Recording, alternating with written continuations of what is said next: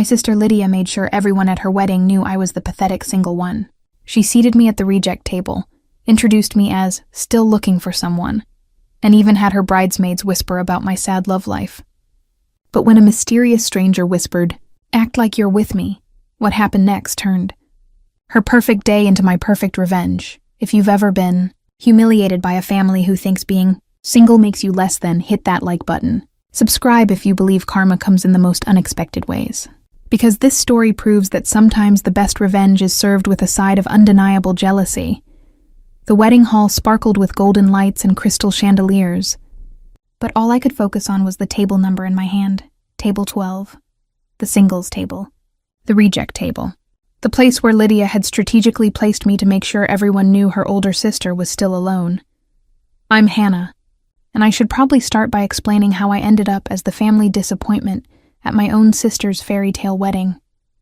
Lydia and I had never been close, but the competition between us had reached toxic levels over the past year. Ever since she got engaged to Richard, a successful investment banker from a wealthy family, she'd made it her personal mission to remind me that I was 32 and still single.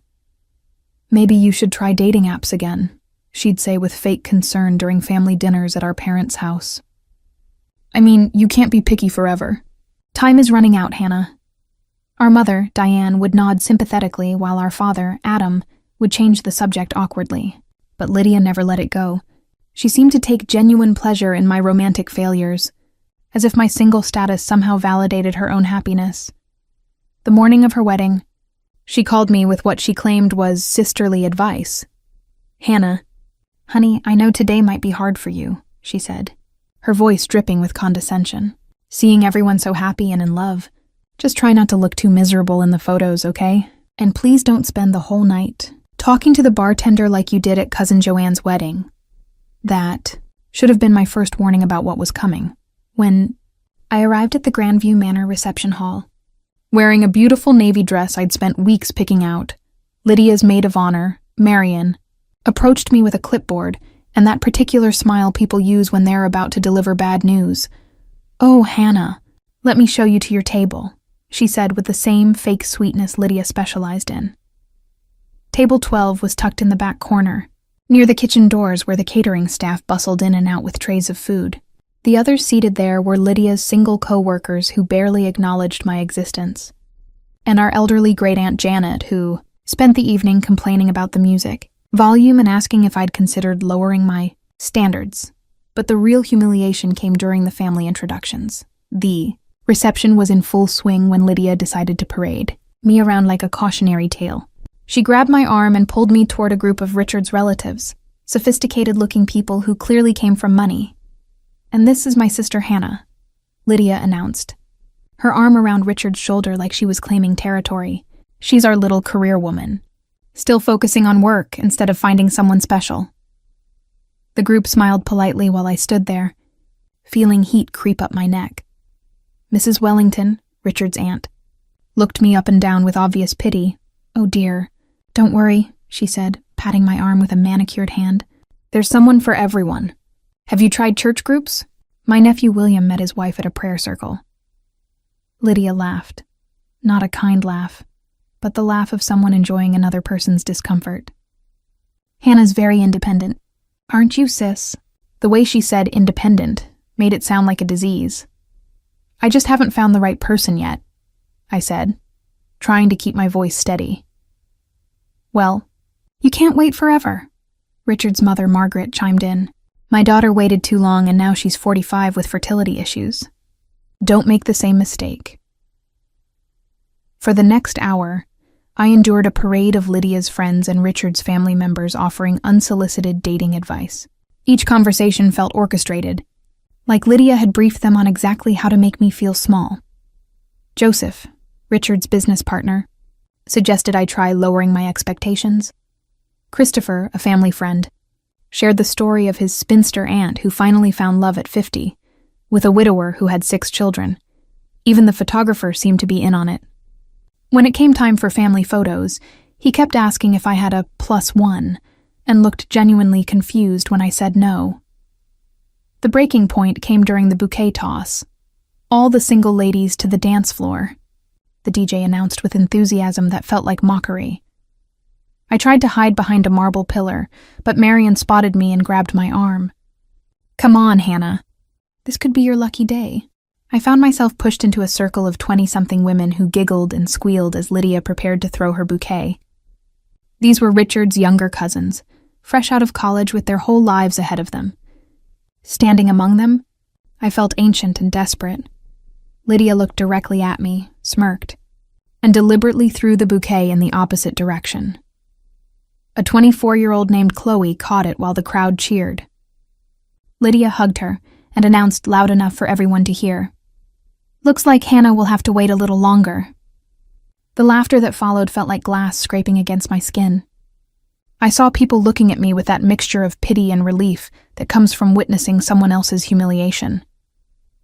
I retreated to my table, fighting back tears of rage and embarrassment. This was supposed to be a celebration of love, but Lydia had turned it into a public execution of my self-esteem. That's when I seriously considered leaving. Just disappearing before anyone noticed I'd gone. Before I gave Lydia the satisfaction of seeing me cry. I was gathering my purse when a deep voice spoke quietly behind me. "Act like you're with me." I turned around, startled, to see a man in an impeccably tailored charcoal suit. He was tall, probably 6'2", with dark hair and the kind of confident presence that made people notice him across a room. His eyes were kind but determined, and there was something magnetic about the way he carried himself. "Excuse me?" I whispered back. "Your sister just spent 10 minutes telling my business associate about how worried she is about you being alone," he said, sliding into the chair next to me with fluid grace. "I'm guessing you didn't ask her to share your personal life with strangers." He was right. I could see Lydia across the room, gesturing in my direction while talking to a group of Richard's colleagues, probably explaining how sad it was that I couldn't find anyone to love me. "You don't mind, do you?" he asked, though his tone suggested he was already committed to whatever plan he had in mind. I shook my head, too surprised to speak. For the first time all evening, I didn't feel invisible. "I'm William," he said, extending his hand with a warm smile. "Richard's cousin from Boston. And you're Hannah, the sister who apparently needs saving from eternal spinsterhood." Despite everything, I laughed. "That's me.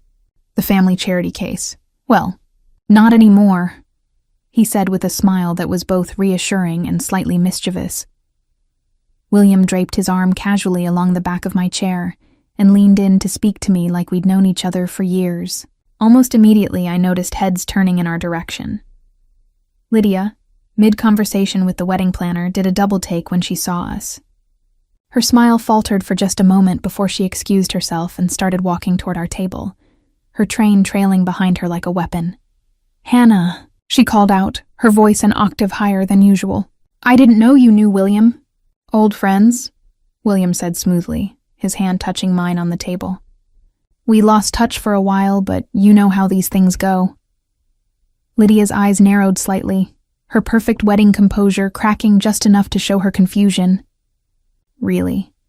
Hannah never mentioned you." "I try to keep my private life private," I said, finally finding my voice and some of my confidence. "You know how I am about work-life balance." The irony wasn't lost on me. Lydia had spent the entire evening broadcasting my lack of a love life, and now she was fishing for details about a relationship that didn't exist.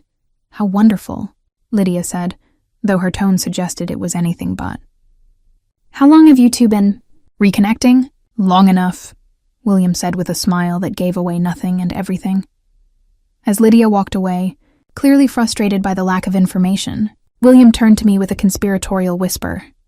"She looks like she just bit into a lemon," he said. I couldn't help but smile. She's not used to not knowing everything about my life, or having me upstage her in any way. "Good," he said. "Let's keep her guessing." For the next hour, William played the part perfectly. He brought me drinks from the bar, laughed at my jokes, and touched my hand just enough to make our connection believable. But more than that, he actually listened when I talked. He asked about my work in marketing, my love of hiking, and my recent trip to Ireland. "You're not what I expected," he said during a quiet moment between songs. "What did you expect?" "Based on your sister's description?" Someone desperate and pathetic, he said bluntly. Instead, I'm sitting with someone intelligent, funny, and honestly, I can't figure out why you're single. Because I have standards, I said without thinking. He laughed, a genuine warm sound that made something inside my chest loosen. Good for you. By this point, Lydia was openly staring at our table. I could see her whispering to Marion, who kept glancing over at us with obvious curiosity.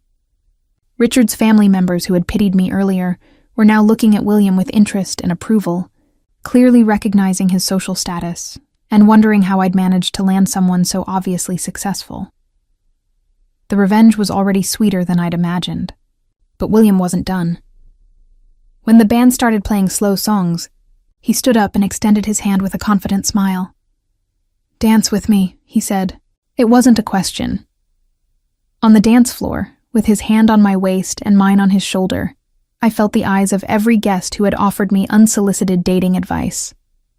But instead of feeling exposed, I felt protected. William moved with the kind of natural rhythm that suggested he'd grown up taking dancing lessons, and being in his arms felt surprisingly natural. "Your sister is watching," William murmured as we swayed to the music. "I know," I said. "She looks like she's going to explode." Mission accomplished. I looked up at him, this stranger who had given me back my dignity with a simple gesture. "Almost." That's when Lydia made her move. "Mind if I cut in?" she said, appearing beside us with Richard in tow. Her wedding smile was stretched tight across her face, and I could see the calculation behind her eyes. "Actually, yes," William said politely but firmly. "We're having a moment." Lydia's face went through several expressions before settling on forced brightness. "Of course. I just wanted to say how happy I am that Hannah finally found someone. We were all so worried about her. Were you?" William asked, his tone neutral but his eyes sharp. "Because from what I've observed tonight, it seems like you've been more interested in broadcasting her single status than supporting her." The directness of his statement left Lydia speechless for a moment. Richard shifted uncomfortably beside her, clearly sensing the tension but not understanding its source. We just want what's best for Hannah," Lydia stammered, her composure cracking. "Then maybe treat her with the respect she deserves instead of using her love life as entertainment for your wedding guests," William said calmly. I had never seen Lydia look so rattled. Her perfect wedding confidence was completely shattered, and for the first time all evening, she was the one who looked small. "I don't know what Hannah told you." "But she didn't have to tell me anything," William interrupted. "I have eyes. I can see how you've been treating her all evening." Richard finally stepped in, clearly uncomfortable with the public nature of the confrontation. "Maybe we should let them get back to dancing." As they walked away, Lydia's composure was completely destroyed. I could see her frantically whispering to Marion, probably trying to figure out who William was, and how I'd managed to land someone so obviously out of my league. That felt really good, I admitted as we continued dancing.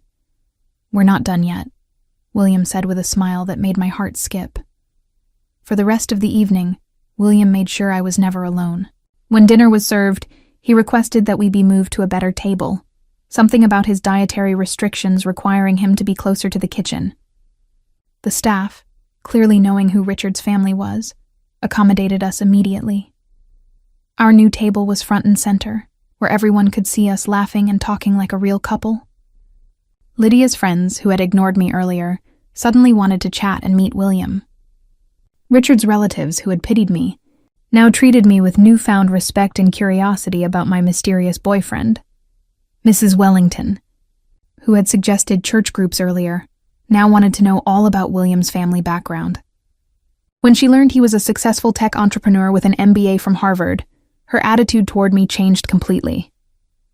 "Hannah, you dark horse," she said with genuine admiration. "You never mentioned you were seeing someone so accomplished." But the final act of revenge came during the garter toss. When Richard prepared to throw the garter to all the single men, William stepped forward with the confidence of someone who belonged exactly where he was. "Wait," Lydia called out desperately. "William, you're not single." William looked at me, then back at Lydia with a mysterious smile. "Actually, I am. Hannah and I are taking things slow, getting reacquainted. The garter landed directly in his hands. Whether by luck or Richard's aim, I'll never know. But the symbolism wasn't lost on anyone, especially Lydia.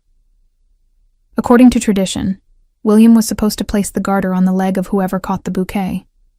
But that young cousin Chloe had left early. "Looks like we need a volunteer," the DJ announced. William looked at me with a question in his eyes. I nodded. The crowd cheered as I sat in the chair and William knelt before me, sliding the garter onto my leg with a gentleness that felt surprisingly intimate for an act of pretense. The moment felt charged with possibility, and I found myself wondering if the chemistry between us was entirely fake. Lydia's face was a mask of barely controlled fury as she watched her single, pathetic sister become the center of positive attention at her own wedding.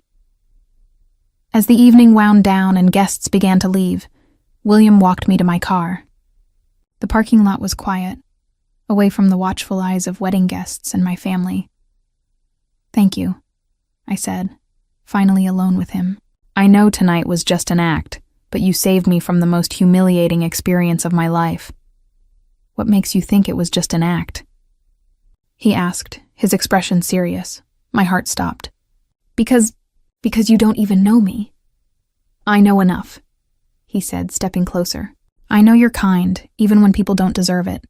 I know you're strong enough to endure a night of humiliation without fighting back. I know you're beautiful inside and out. And I know your sister is an idiot for not seeing how lucky she is to have you as family." I felt tears threatening, but this time they weren't from humiliation. "William, I know this started as a rescue mission," he said, "but somewhere between the first dance and now, it stopped being pretend for me." He handed me a business card with his personal number written on the back in elegant handwriting. "If you want to see me again, not for revenge, not to prove a point, just because you want to, call me." I took the card with shaking hands. "What if I want to call you tonight?" He smiled, that same confident smile that had first caught my attention. "Then I'll answer." 3 months later, William and I were officially dating. 6 months after that, we moved in together. And exactly 1 year after Lydia's wedding, he proposed to me in the same hotel where we'd first met. Lydia's reaction to our engagement announcement was everything I could have hoped for. The sister who had spent years making me feel inadequate for being single was now forced to watch me plan a wedding with a man who clearly adored me and who came from an even wealthier family than Richard. But the real revenge wasn't in proving Lydia wrong about my worthiness of love. It was in realizing that I didn't need her validation anymore. William's respect and genuine affection had shown me what I deserved, and I was never going to settle for less again. Our wedding was smaller than Lydia's, but infinitely more joyful. Instead of using the occasion to humiliate anyone, we celebrated with people who genuinely wanted us to be happy. Lydia gave a speech as my maid of honor, something she'd insisted on despite our complicated history. She talked about how happy she was to see me find love, how William was clearly perfect for me, how she'd always known I'd find someone special. The revisionist history was breathtaking, but I didn't care anymore. I had something more valuable than her approval. I had someone who saw my worth from the very beginning. Looking back, Lydia's wedding was the worst night of my life. Her cruelty showed me how I'd been allowing people to treat me, but it also led me to William. Without her humiliation, I never would have been vulnerable enough to accept help from a stranger. Sometimes the people who hurt us the most end up giving us exactly what we need to change our lives. Lydia wanted to make me feel small and pathetic. Instead, she created the circumstances for me to meet my future husband. The irony is perfect. In trying to prove I was unlovable, she delivered me directly to the love of my life. If this story reminded you that the best revenge is living well, hit that like button and subscribe for more incredible stories of karma and unexpected love. Have you ever had someone's cruelty backfire spectacularly? Share your story in the comments. Sometimes the universe has a sense of humor about justice, and sometimes that humor leads to happiness ever after.